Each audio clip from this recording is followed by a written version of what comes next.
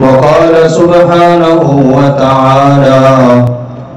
وضرب الله مثلا قرية كانت آمنة مطمئنة يأتيها رزقها رغدا من كل مكان فكفرت بأنعم الله فأذاقها الله لباس الجوع والخوف بما كانوا يصنعون ولقد جاءهم رسول منهم فكذبوه فأخذهم العذاب وهم ظالمون فكلوا مما رزقكم الله حلالا طيبا واشكروا نعمة الله إن كنتم إياه تعبدون وضرب الله مثلا قرية اور اللہ تعالی نے ایک بستی کی مثال بیان فرمائی کانت آمنة مطمئنہ بڑی امن والی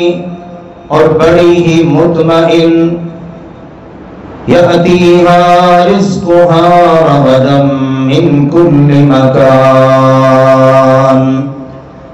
اس کے ہاں اس کا رزق ہر جانب سے پہنچتا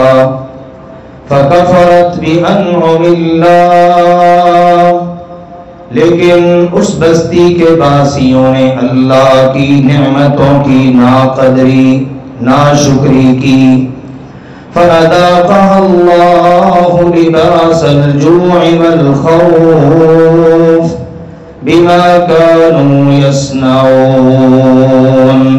تو اللہ تعالی نے ان کے کرتوتوں کی وجہ سے انہیں